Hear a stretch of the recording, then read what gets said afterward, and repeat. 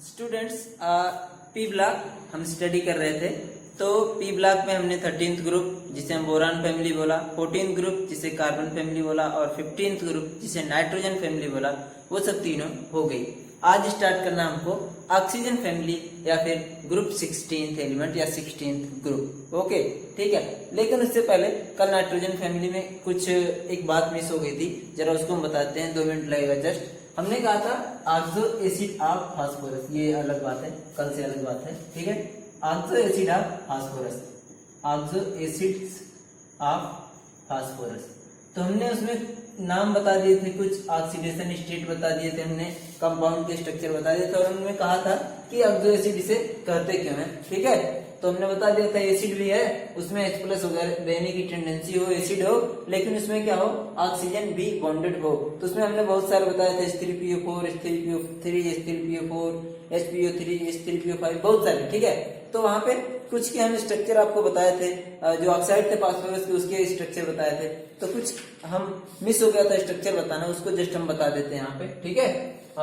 ये यहाँ पे हमने कहा था एक H3PO2, H3PO2 था उसका स्ट्रक्चर, H3PO2, ठीक है। ये हमारा उसका स्ट्रक्चर था P double bond OH HOH, ठीक है ना।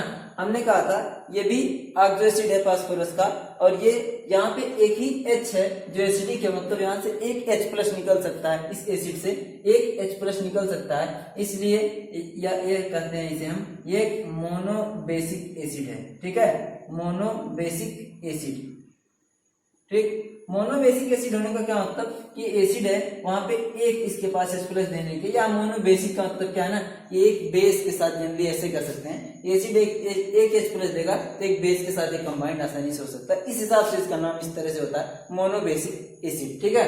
ये था हमारा H3PO2, ठीक है। अगला क्या था, ठीक उसी तरह से H3PO3 था, ठीक है। अगला क्या था हमारा H3PO3, H3PO3, ठीक है, OH HOH, ठीक ना।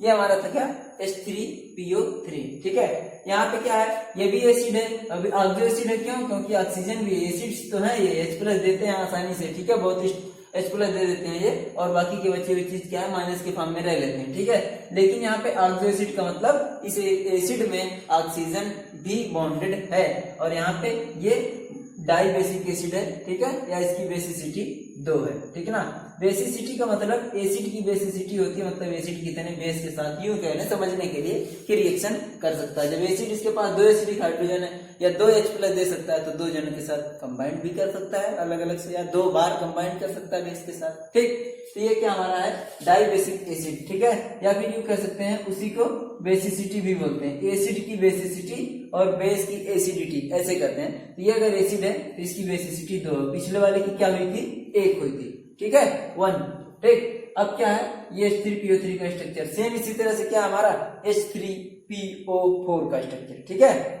H3PO4 का स्ट्रक्चर कुछ ना था, सेम यही था। यहाँ पे ये भी क्या हो गया था हमारा OH, और इसका क्या है, इसकी बेसिसिटी क्या हो गई थी, 3, और ये सब के सब तीनों हमारे H3PO2, H3PO4, H3PO2, H3PO3 और H3PO4, ये सब के सब हमारे क्या है, ऑक्सो एसिड है, किसके, फास्फोरस के, ठीक है।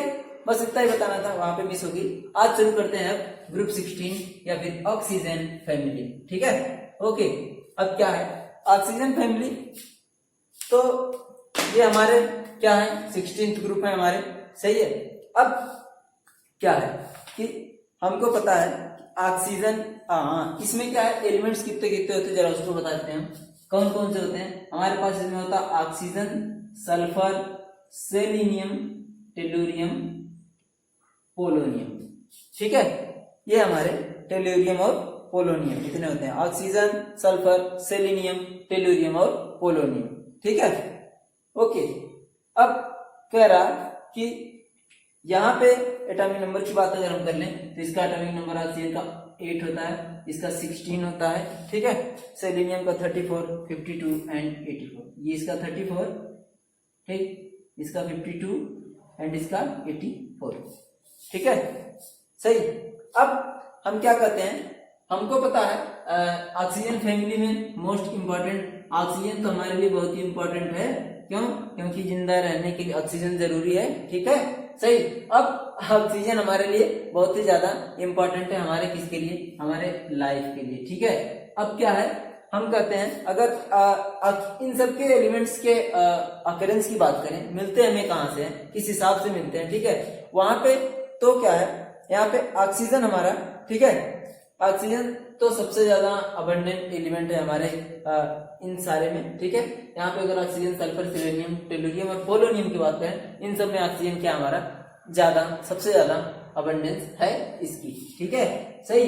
और क्या है, उसके अलावा सल्फर भी मिलता है, टेलुरियम, पोलोनियम सबके सब मिलते हैं, पाए जाते हैं, तभी तो डिस्कवर्ड है, तभी तो खोजे गए, तभी तो इन सबके नाम है, तभी तो पढ़ाई है इन सबकी। सही, ओके। अब कह रहा ये हमारे क्या है, नाम इनका ऑक्सीजन फैमिली हमने कहा था कि जो सबसे छोटा वाला एलिमेंट ऊपर वाला होता है उसी के हिसाब से सबका नाम दे दिया जाता है। ठीक है, तो यहाँ पे ऑक्सीजन फैमिली हो गया मतलब। और हाँ, यहाँ पे भी पिछले जो पिछले ग्रुप्स को हमने स्टडी करा था उन सब में जो सारी बातें थी कि ऑक्सीजन का बिहेवियर अलग है। ठीक है, और क्या है, ऑक्सीजन का बिहेवियर अलग है इन सब के कंपेरिजन में, या उधर कार्बन का था, उधर नाइट्रोजन का था। ठीक है, वो इसलिए यहाँ पे भी सेम बात है, हमारे ऑक्सीजन के पास कोई डी नहीं होता और बाकी के सारे के पास क्या होता है, हमारे पास डी सबसेल या डी सबसेल या उसके ऑर्बिटल्स वैकेंट होते हैं, जिस कारण से उनकी प्रॉपर्टीज क्या होती है, अलग हो जाती है। इनके कंपैरिजन में कुछ ऐसे प्रॉपर्टीज हैं जो इन लोगों की होगी लेकिन ऑक्सीजन के केस में या उसकी ऑक्सीजन की नहीं होगी। ठीक है ना, सही।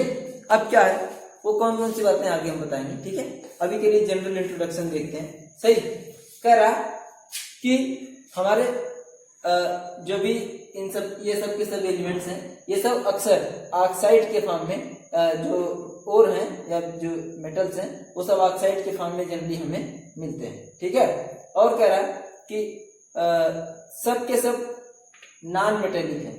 ये कह रहा ये ऑल जो sulphur, oxygen, sulphur, selenium, tellurium और पोलोनियम सब के सब एलिमेंट क्या है, नॉन मेटेलिक इन नेचर है। ठीक है, ओके। अब कह रहा एक बात और है, नॉन मेटेलिक है सबके सब, लेकिन अगर बात करें इनके मेटेलिक कैरेक्टर की तो ये सबसे ज्यादा नॉन मेटल, ये उससे कम नॉन मेटल, ये और कम नॉन मेटल, ये और कम नॉन मेटल, ये और कम नॉन मेटल। इसका मतलब थोड़ी देर के लिए तो हम यूं कह ही सकते हैं कि सर यहाँ पे मेटेलिक कैरेक्टर क्या हो रहा है, इंक्रीज हो रहा है। ठीक है, या फिर यूं कह लें कि non metallic character decreases down to the group. ठीक है, सही, ओके। अब हमने कहा था कि ऑक्सीजन क्या हमारा इन सब में सबसे ज्यादा अबंडेंट एलिमेंट है, या हमें सबसे ज्यादा मिलता है ये वाला ऑक्सीजन। ठीक है, बाकी कह रहा ये हमें फ्री फॉर्म में O2 के फॉर्म में मिलता है। ठीक है, O2 ऑक्सीजन हमारा, हमने कहा था ना बहुत सारी चीजें जो डायटोमिक फॉर्म में ही रहती हैं, खासकर गैसेज या नॉन मेटेलिक एलिमेंट ये सब। ठीक, सही, ये सब हमेशा डायटोमिक फॉर्म में ऑक्सीजन एग्जिस्ट करती है और हमें मिलती है। ठीक है, ओके।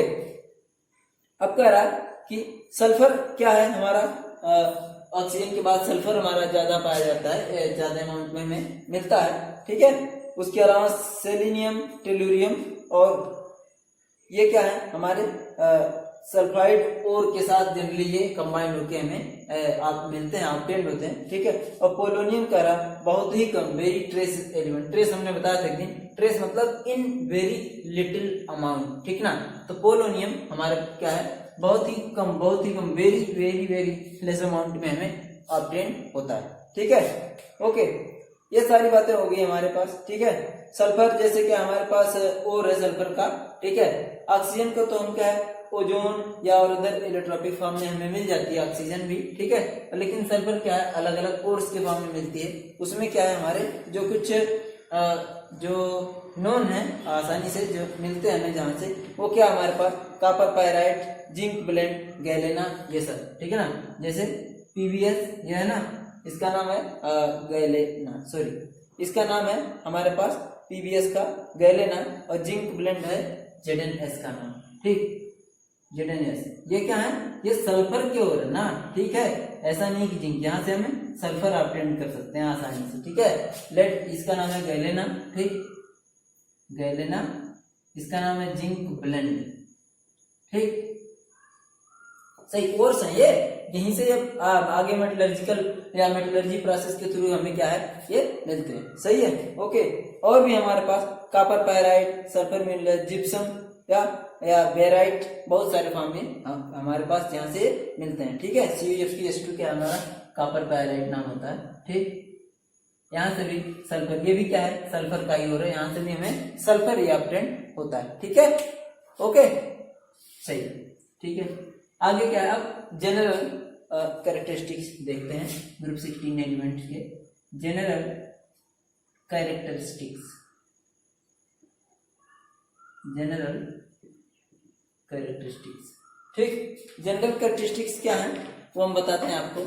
मतलब सबसे पहले अगर हम इसके इलेक्ट्रॉनिक कॉन्फ़िगरेशन की बात करें, ठीक, इलेक्ट्रॉनिक कॉन्फ़िगरेशन शॉर्टकट में हमने लिख दिया। ठीक, all elements have general electronic configuration या all elements of group 16 have general electronic configuration ns2 and np4, है ना, where n is a principal quantum number या where n is the outermost cell।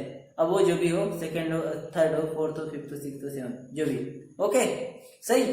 ये हमारे पास जनरल इलेक्ट्रॉनिक कॉन्फ़िगरेशन का ये हो गया। तो अगर हम करें ऑक्सीजन की बात करें अगर हम 8, तो 1s2 2s2 2p4, ठीक। सल्फर की बात करें 16 है, ठीक, 1s2 2s2 2p6 3s2 3p4, okay, सही। तो NH2 और NP4 मतलब जो N है, जो S जिस सेल का है उसी सेल का क्या है Pb हमारे पास प्रोवाइड है या हमारे पास उपलब्ध है। ठीक है, ओके। अब क्या रहा कि बाकी इनकी प्रॉपर्टी, ठीक है, फिजिकल प्रॉपर्टी की बात करा, सॉरी एटॉमिक रेडियाई की, अगर आयनिक रेडियाई की बात करें जनरल, तो हमेशा ही पता है सेम ट्रेंड, ऊपर से नीचे जब भी ग्रुप में आते हैं, ठीक है, तो उनकी एटॉमिक एंड आयनिक रेडियाई क्या होती है, बढ़ती चली जाती है। सबके सब नॉन मेटल है, ठीक ना, तो ये माइनस ही बनने की टेंडेंसी ज्यादा रखना चाहेंगे। ठीक है, ओके। और ये और जनरल प्रॉपर्टीज के बारे में बात कर रहे थे, तो अभी हमने कहा कि एटॉमिक एंड आयनिक रेडियाई की अगर हम बात करें, ठीक, जनरल कैरेक्टरिस्टिक चल रही थी हमारी, उसकी एटॉमिक एंड आयनिक रेडियाई की बात करें तो इन सब की अगर उसके पहले 15th ग्रुप से बात करें, अगर नाइट्रोजन फैमिली के कंपैरिजन में बात करें तो हमारे इसकी 16 की क्या होती है, छोटी होती है in comparison of nitrogen family, है ना, या 15th ग्रुप, ओके। और जनरल ट्रेंड जो है हमारा ऑक्सीजन से, यहाँ पे डिलीट हो गया था, हम जरा फिर से लिख दे रहे हैं, ऑक्सीजन, सल्फर, सेलेनियम, टेलोरियम और पोलोनियम। ठीक है, सही, 8 16 34 84, ठीक है, 8 16 34 52 और 84, सही। ये हमारा क्या था, ये ग्रुप के एलिमेंट्स थे। उसके हमने कहा था कि एटॉमिक और आयनिक रेडियाई की बात करें तो जनरल ट्रेंड जो हमारा होता है increases top to bottom in a group, तो ये हमारा यहाँ पे चलता रहता है। ठीक है, अभी इसके अलावा क्या है, हम ये कह रहे थे अगर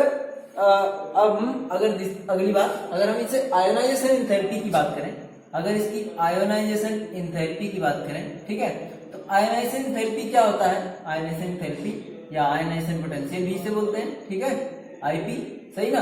और हमने कहा था किसी आइसोलेटेड गैसियस एटम से एक इलेक्ट्रॉन रिमूव करने के लिए जितनी एनर्जी की जरूरत होती है, आवश्यकता होती है, रिक्वायरमेंट होती है, वही उसका आयोनाइजेशन पोटेंशियल या आयोनाइजेशन एंथैल्पी या आयोनाइजेशन एनर्जी कही जाती है। ठीक है, ओके।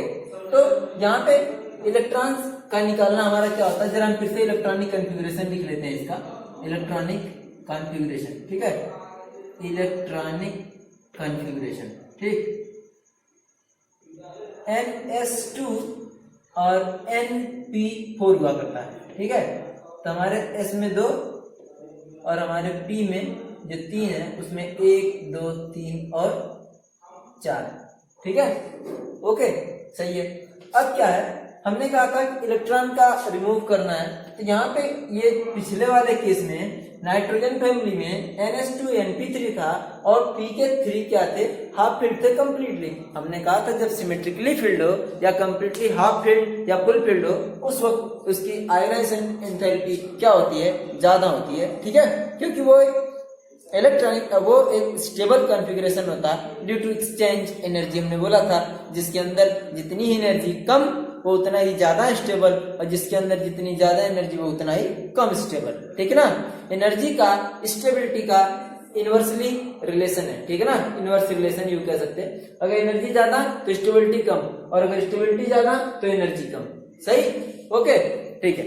अब क्या है आगे, तो फिर इसकी आयनाइजेशन पोटेंशियल नाइट्रोजन के कंपैरिजन में देखा जाए अगर, तो क्या होती है, हाई तो होती है। क्यों? क्योंकि हमारे पी ब्लॉक के और राइट साइड में जा रहे हैं, तो अगर जिस भी पीरियड में देखें, अगर ऑक्सीजन वाले में देखें तो नाइट्रोजन से क्या होनी चाहिए, ज्यादा। तो लेकिन यहाँ पे थोड़ा सा क्या है, वेरिएशन होता है हमारा स्टेबिलिटी या स्टेबल इलेक्ट्रॉनिक कॉन्फ़िगरेशन होने के कारण, ठीक है, सही, ओके। तो कह रहा था ionisation therapy of the element of oxygen family are less than those of nitrogen family, यहाँ पे वेरिएशन हो गया। अभी हम जनरल क्या पढ़ते हैं सर, लेफ्ट टू राइट जाते हैं पीरियड में, ठीक है, पीरियड में लेफ्ट टू राइट जाते हैं तो साइज छोटी होती चली जाती है, न्यूक्लियर चार्ज बढ़ता चला जाता है, इसलिए आयोनाइजेशन एंथैल्पी की वैल्यू बढ़ती चली जाती है। लेकिन यहाँ पे तो सर उल्टा हो गए, नाइट्रोजन से वाले फैमिली या यूं कह लें नाइट्रोजन की कंपैरिजन में ऑक्सीजन की आयोनाइजेशन पोटेंशियल कम, ऐसा क्यों? ठीक, तो हमने कहा था अगर हम इलेक्ट्रॉनिक कॉन्फ़िगरेशन की बात करते थे तो नाइट्रोजन वाले केस में ये था, ठीक है, NH2 और NP3 था, ठीक, यहाँ पे। लेकिन हमारे पास क्या है, यहाँ पे अभी के लिए जो है NH2 NP4 है, और हमने कहा था जो कम्प्लीटली हाफ फिल्ड होते हैं या कम्प्लीटली फुल फिल्ड होते हैं वो ज्यादा स्टेबल होते हैं। हमने कहा था कि the half filled are the completely full या कम्प्लीटली फिल्ड या हाफ फील्ड या full filled orbital are more stable than neither half filled nor fully filled orbitals, ठीक है। तो यहाँ पे क्या है, न ये कम्प्लीटली हाफ फील्ड ही है न ये कम्प्लीटली फुल्ली फील्ड है, तो इसका मतलब इनके कंपैरिजन ये इसीलिए क्या है हमारे कम स्टेबल है। इसीलिए आयोनाइजेशन थेरेपी की अगर हम बात करें तो नाइट्रोजन के केस में ज्यादा होती है और ऑक्सीजन की क्या होती है, कम हो जाती है। ये थोड़ा सा यहाँ पे वेरिएशन है, यहाँ पे थोड़ा सा यू कैन एक्सेप्शन कह सकते हैं, ठीक है। लेकिन रीजन हमारे पास क्या है, इलेक्ट्रॉनिक कॉन्फ़िगरेशन या फिर इसके इलेक्ट्रॉनिक जो फीलिंग है हमारे ऑर्बिटल में उसके पे ये डिपेंड करती है, सही, ओके, सही। अब आगे कह रहा कि बस एक ही है, ये हाफ फील्ड है स्टेबल, तो अगर कोई रीजन पूछे कि why oxygen is have more ionisation enthalpy than nitrogen, ठीक, तो हम सीधे सीधे एक्सप्लेन कर सकते हैं कि sir nitrogen have half field electronic configuration which is stable and oxygen have neither half filled nor full filled electronic configuration, then that is why nitrogen have more ionization enthalpy than oxygen। Sorry, वो थोड़ा सा गलत symbol लग गया था, ठीक है, okay. तो यहाँ पे हमारा ये रीजन हम आसानी से उसे दे सकते हैं कि sir nitrogen have NH2 and P3 and P have 3 orbitals and each orbital contain 1 electron each, that is why it is stable configuration due to the exchange energy between electrons, ठीक। But oxygen have P4 and the electronic configuration are neither half filled or not fully filled completely, okay, that is why oxygen have less ionization enthalpy than nitrogen। ये आपका छोटा सा explanation, okay, सही, ठीक। अगली बात पे आते हैं हम, क्या है हमारा melting and boiling point, okay.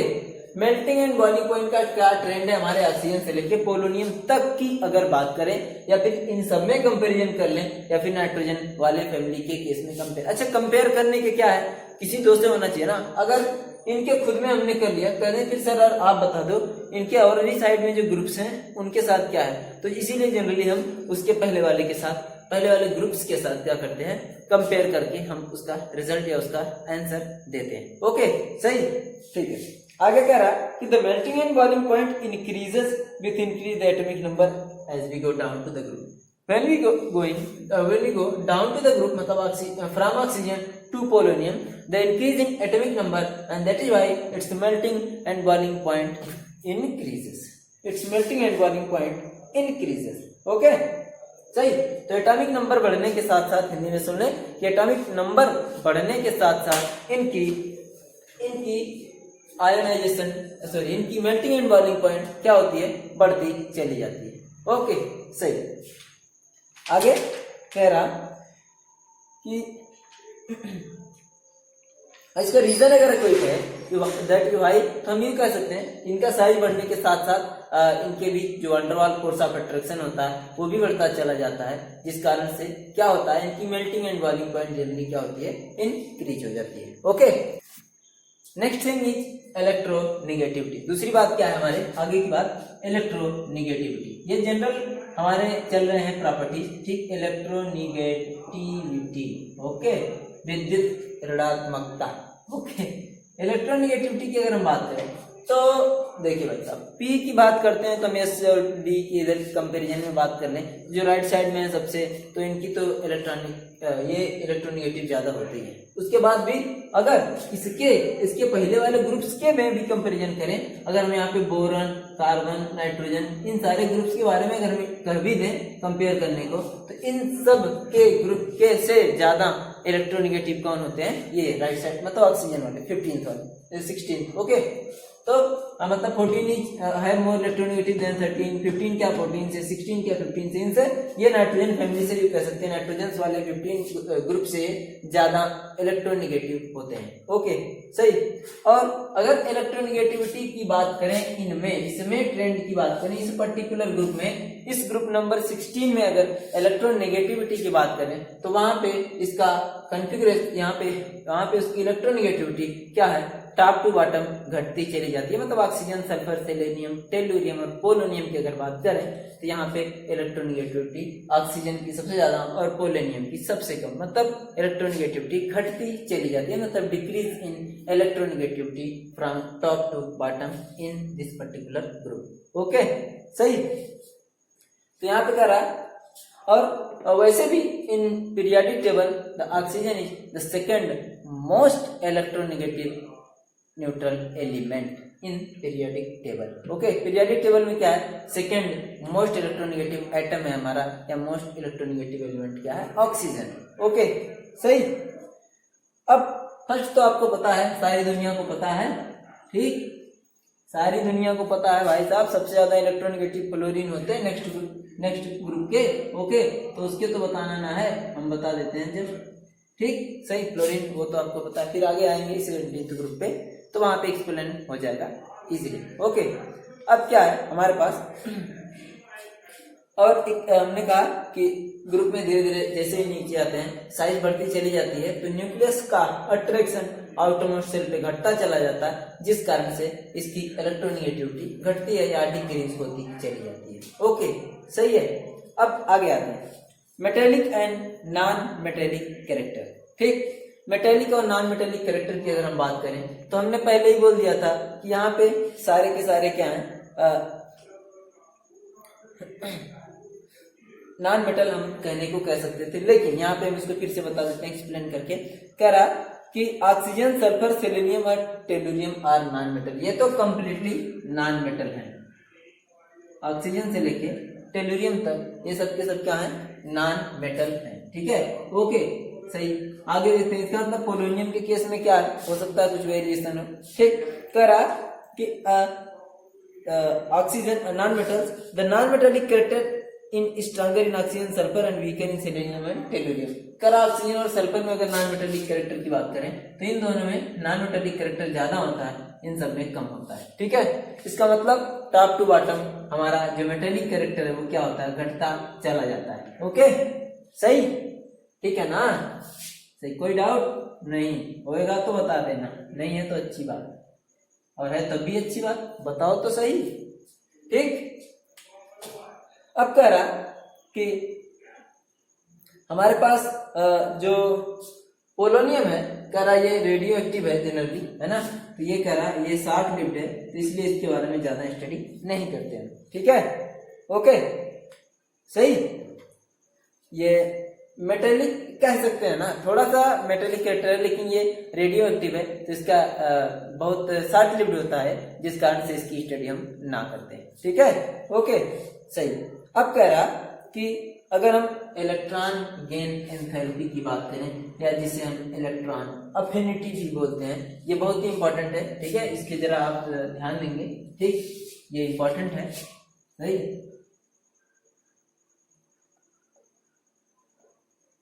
Okay, क्या था, इलेक्ट्रॉन गेन एंथैल्पी,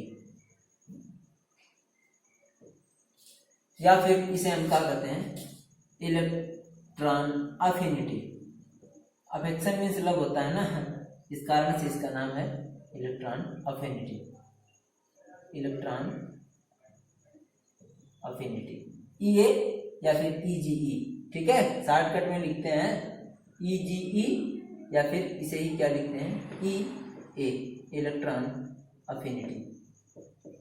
ओके, सही है। अब क्या है, ये नोट है हमारा, ठीक, ओके, सही। अब इलेक्ट्रॉन गेन एंथैल्पी होती का सबसे पहले तो ये जानना है, आप पढ़ चुके हैं, मुझे पता है कि आपको ये बात मालूम होनी चाहिए, लेकिन फिर भी अगर किसी को नहीं मालूम है तो कोई बात नहीं, आइए मैं चाहिए, सॉरी आइए मैं है, ठीक, मैं यहाँ पे हूँ प्रेजेंट, मैं बताता हूँ इलेक्ट्रॉन गेन एंथैल्पी क्या है। जैसे कह रहा है कि किसी भी आइसोलेटेड एटम में एक इलेक्ट्रॉन और दें, उसमें जोड़ें, उसमें इलेक्ट्रॉन और बढ़े, है ना, तो वहां पे एनर्जी का कुछ लेने देने का चक्कर है, मतलब एनर्जी हमको हो सकता है वहां से निकले या फिर हो सकता है हमको एनर्जी सप्लाई करनी पड़े, वो तो डिपेंड करता है कि कौन सा एलिमेंट है, कैसा एलिमेंट है, उसका नेचर कैसा है। लेकिन उससे पहले हम अगर बात करें डिफिनेशन की एग्जैक्ट, तो कहते हैं कि अगर किसी भी आइसोलेटेड गैसियस न्यूट्रल एटम में अगर हम एक इलेक्ट्रॉन और ऐड करें तो वहां पे अगर एनर्जी निकलती है तो उसे हम क्या कहते हैं, इलेक्ट्रॉन गेन एंथैल्पी, ठीक है ना। इसका मतलब इलेक्ट्रॉन की जो चाहत रखते हैं एलिमेंट, उन सब में अगर इलेक्ट्रॉन ऐड होता है तो वो क्या करते हैं, वहां से एनर्जी क्या होती है, निकलती है, ठीक है, ओके, सही। अब क्या है हमारे पास, इसका मतलब इन सब में, और एक बात और है, जो इलेक्ट्रॉन गेन एंथैल्पी होती है, नोट करने की बात है, याद करने की बात है कि जो इलेक्ट्रॉन गेन एंथैल्पी होती है जनरली वो नॉन मेटेलिक एलिमेंट्स की होती है या नॉन मेटल्स की होती है, ओके, सही, अच्छा। तो इसका मतलब किसी में इलेक्ट्रॉन डालें तो एनर्जी जितना निकलेगी वही उसकी इलेक्ट्रॉन गेन एंथैल्पी होगी। तो फिर इसका मतलब अगर वो इलेक्ट्रॉन एक्सेप्ट कर रहा है तो वो इलेक्ट्रॉन एक्सेप्ट कब करेगा, अगर उसे जरूरत होगी, या फिर यूं कह सकते हैं कि अगर वो ज्यादा इलेक्ट्रोनेगेटिव होएगा, ठीक, तभी तो इलेक्ट्रॉन को अपनी तरफ अट्रैक्ट करेगा। और जो जितने जल्दी या जितनी आसानी से या जितनी तेजी से अपनी तरफ इलेक्ट्रॉन अट्रैक्ट करेगा उतने ही तेजी से वहां से एनर्जी रिमूव निकलेगी। और किसी के अंदर से एनर्जी निकल जाती है, ठीक है, तो स्टेबल हो जाता है, तो बात अलग है, आगे जो लेगा तो निकालेगा कितना कम ज्यादा, तो एनर्जी जो निकलती है उसे हम क्या कहते हैं, electron gain enthalpy, okay. The amount of energy released when an electron is added to an isolated gaseous atom, है ना, ठीक है, ओके। तो O को O माइनस बनाना हो, अगर O में अगर एक इलेक्ट्रॉन ऐड करना हो तो O माइनस बन जाएगा, ठीक। इसमें फिर से अगर एक इलेक्ट्रॉन ऐड करें तो O के ऊपर डबल माइनस, तो यहाँ से जब O से O माइनस बना तो यहाँ से जो एनर्जी निकली वही इसकी इलेक्ट्रॉन गेन एंथैल्पी, ठीक है, यहाँ से जो एनर्जी निकली वही इसकी इलेक्ट्रॉन गेन एंथैल्पी है, ओके, सही है। 1 इलेक्ट्रॉन हमने दिखाया, यहाँ से अगर एनर्जी निकली तो माइनस वो इलेक्ट्रॉन गेन एंथैल्पी है, सही, ओके, सही। अब कह रहा कि ऑक्सीजन जनरली क्या है, इलेक्ट्रॉन गेन एंथैल्पी कम रखता है, रखना तो ज्यादा चाहिए, मतलब जितना हम एक्सपेक्ट करते हैं उतना ये नहीं रखता। ऐसा क्यों, ऐसा इसलिए कि अगर इलेक्ट्रॉन कोई ले रहा है, भाई साहब आप कोई चीज ले रहे हो, आपके पास अगर रखने के लिए उसको पर्याप्त जगह होगी तभी तो आप खुशी खुशी उसे एक्सेप्ट कर सकते हैं। हाँ भाई साहब, आपने खरीद लिया ट्रैक्टर, 4 व्हीलर, अब भाई साहब खड़ी करने की जगह ना हो आपके पास, क्या करेंगे बताइए, तो आपके लिए अच्छा नहीं है ना, ठीक। आपके पास बकायदे घर है, बिल्डिंग है, पार्किंग है, फिर उसके बाद आप लाओ, चाहे फरारी लाओ, चाहे ट्रैक्टर लाओ, चाहे जो भी लाओ सवारी, ठीक है, ओके। तो सेम बात है, अगर आपके पास स्पेस है, आपके पास रखने के लिए जगह है, आपके पास अच्छा, आप इलेक्ट्रॉन को लेने के बाद उसे रख सकते हैं, ठीक, या आप माइनस आसानी से बन सकते हैं, ठीक है, तो उसके लिए इलेक्ट्रॉन गेन एंथैल्पी अच्छी होती है। और जो नहीं रखते उनकी इलेक्ट्रॉन गेन एंथैल्पी नहीं होती है, अच्छी नहीं होती, या यूं कह लें कि नेगेटिव नहीं होती है। और कह रहा है कि इलेक्ट्रॉन गेन एंथैल्पी नेगेटिव और पॉजिटिव दो टाइप की बात है, उसको भी सुन लें। इलेक्ट्रॉन गेन एंथैल्पी नेगेटिव और पॉजिटिव का मतलब ये है कि जो इलेक्ट्रॉन आसानी से ले लेगा, अपने यहाँ से एनर्जी निकालेगा, उसको हम कहेंगे कि वो नेगेटिव इलेक्ट्रॉन गेन एंथैल्पी रखे हुए है। और जिसमें इलेक्ट्रॉन आसानी से ऐड ना होगा, इसका मतलब बहुत मुश्किल से हम ऐड करेंगे, तो वहां पे कभी ऐसा भी केस आ जाता है कि वहां से एनर्जी निकलती नहीं, भाई साहब बाहर से जबरदस्ती धक्का देके क्या होता है करना होता है, इलेक्ट्रॉन उसमें ऐड करना होता है। जैसे हमने कहा, अगर बस खाली है या कोई सवारी की गाड़ी खाली है, तो वहां पे आपको जो कंडक्टर होगा उसका, वो आपको जो है हाथ पकड़ के खींच लेगा, आओ भैया बैठो तुरंत, हाँ। लेकिन अगर जब भरी हुई हो बस ना, तो जबरदस्ती धक्का देके चढ़ा के फिर दरवाजा बंद कर देते। तो सेम बात वही पे है कि जब यहाँ पे अगर वो आसानी से इलेक्ट्रॉन एक्सेप्ट कर लेता है, तो वहां से एनर्जी निकलती है, तो नेगेटिव इलेक्ट्रॉन गेन एंथैल्पी होती है। और जब इलेक्ट्रॉन को एक्सेप्ट नहीं करना चाहता या बहुत मुश्किल से इलेक्ट्रॉन एक्सेप्ट होता है, तो वहां से एनर्जी क्या होती है, वहां हमें बाहर से लगानी पड़ती है, तो वो हमारी पॉजिटिव इलेक्ट्रॉन एफिनिटी या पॉजिटिव इलेक्ट्रॉन गेन एंथैल्पी होती है। ओके, सही आ गया समझ, ठीक।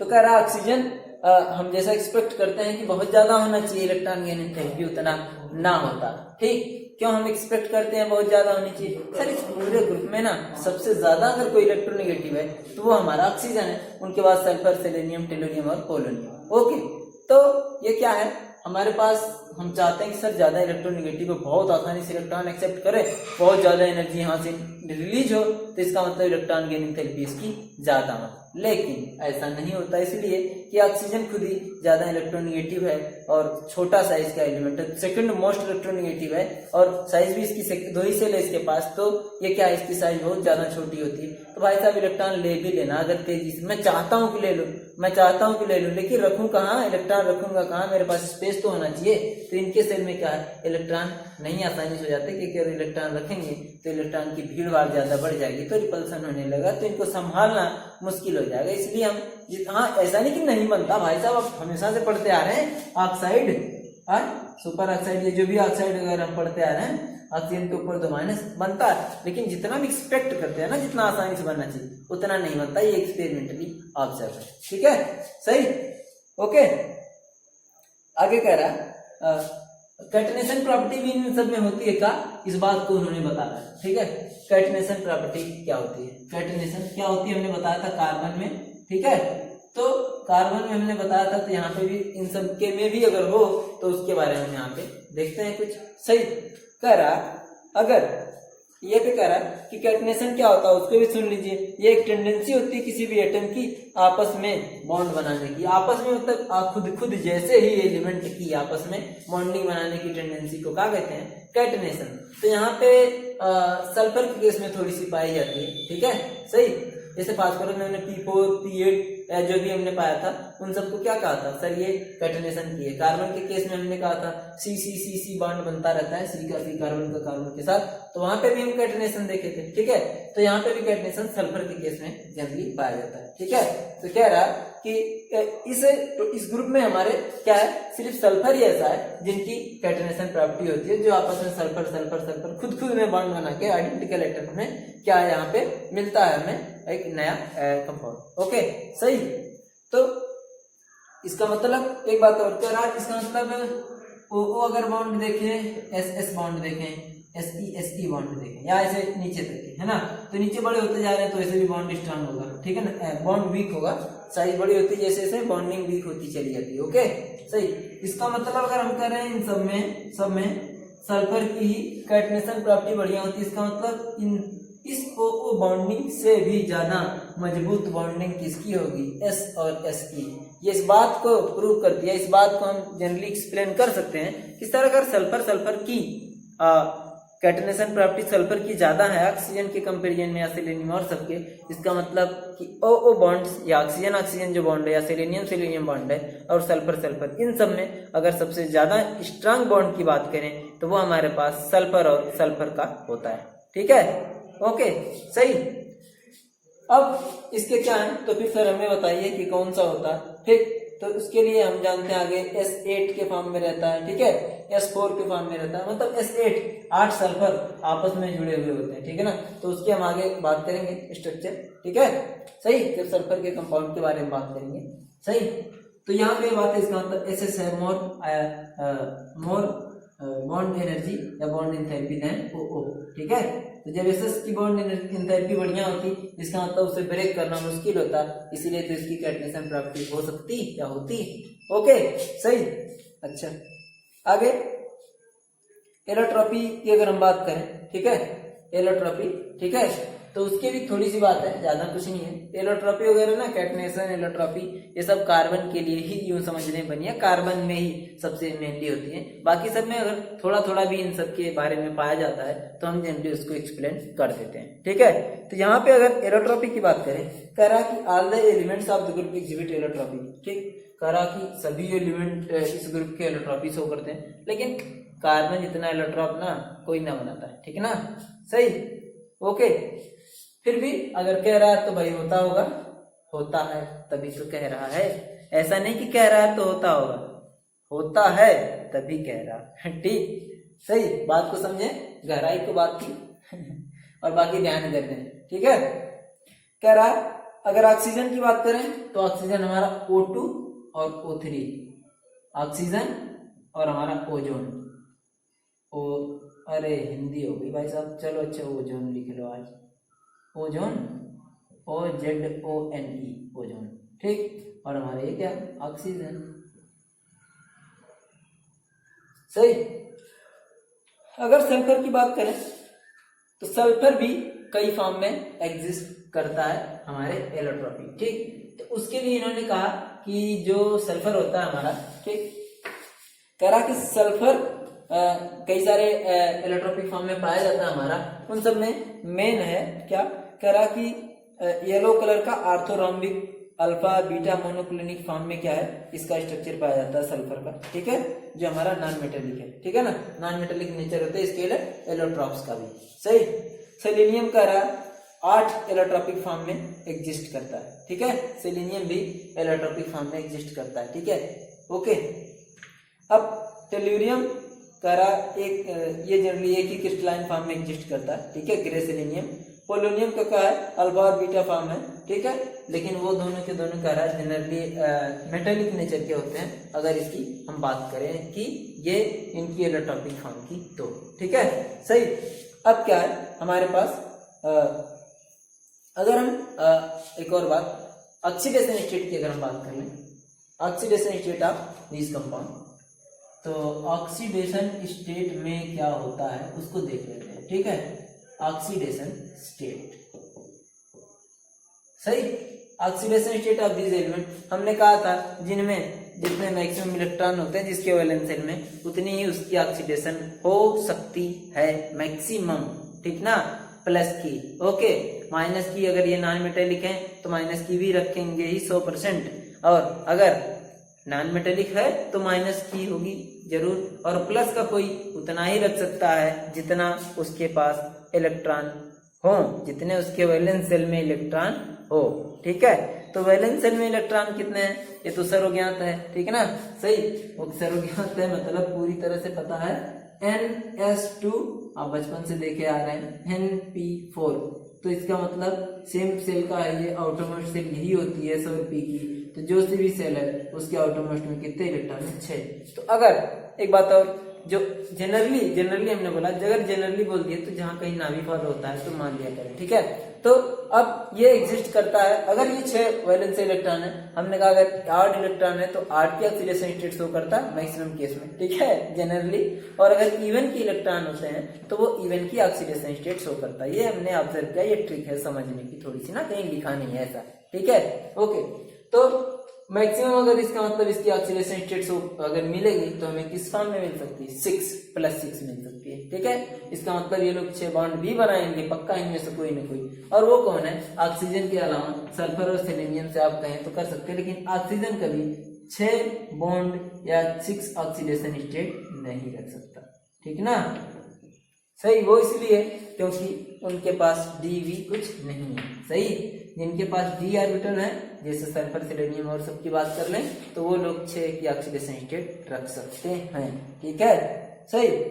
तो कह रहा एक बात और, ये जो 6 की ऑक्सीडेशन स्टेट वो प्लस की हम बात करें तो सर ऑक्सीजन माइनस में भी होता है, तो मैंने कहा मना किया सर।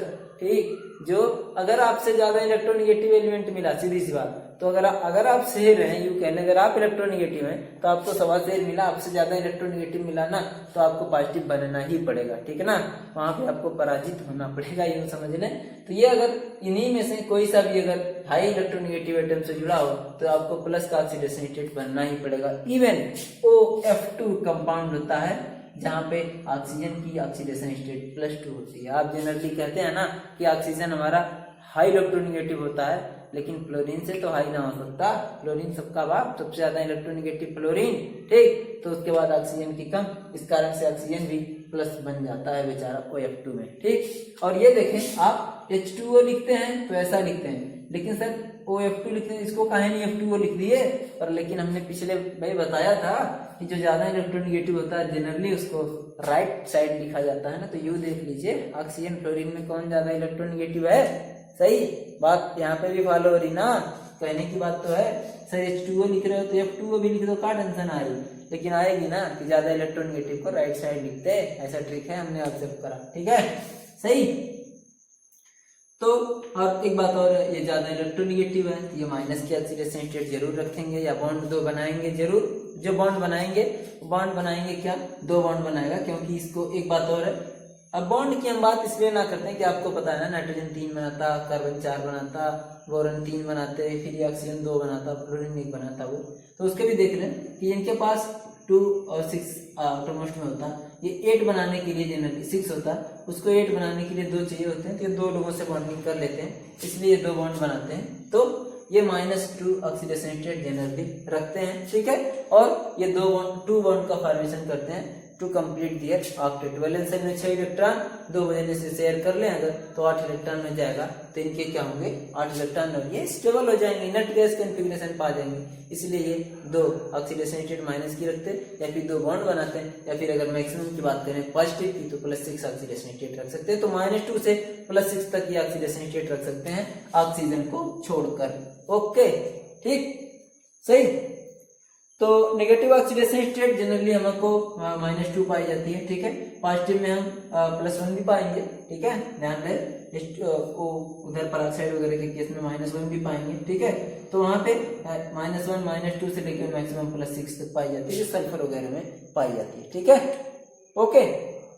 अब उसके बारे आगे जैसे हम केमिकल प्रॉपर्टी बताते चले जाएंगे तो बताते रहेंगे, तो इसका आगे फिर हम पढ़ेंगे। अब आज की क्लास के लिए इतना ही। ठीक है, और अगली क्लास में हम पढ़ेंगे केमिकल प्रॉपर्टीज, या इनकी इस ग्रुप की केमिकल प्रॉपर्टीज हम याद दिला दे रहे हैं आपको। ठीक है, केमिकल प्रॉपर्टीज। ठीक है, ओके। तो आप लोग इतनी बातों को अच्छे से रिवाइज करें। कोई डाउट आ रहा है आप पूछें, ठीक, कमेंट में पूछ सकते हैं या पर्सनल मैसेज करके पूछ सकते हैं। ठीक है, तो बाकी आपका जवाब जरूर दिया जाएगा। ढेर सारे डाउट होंगे तो डाउट के लिए एक अलग से एक्स्ट्रा क्लास आपके लिए प्रोवाइड कर दी जाएगी। ठीक है, तो आपको जितना भी दिक्कत होती है आप आराम से ध्यान से 1 बार 2 बार पढ़िए। ठीक है, जो भी दिक्कत आती है, जो भी बात ना समझ आती, जो भी चीज़ आपको लगती है कि हाँ ये चीज़ हमें नहीं पता या बतानी है, वो भी बताइए, हम आपको जरूर बताएंगे। ठीक है, ओके, थैंक यू।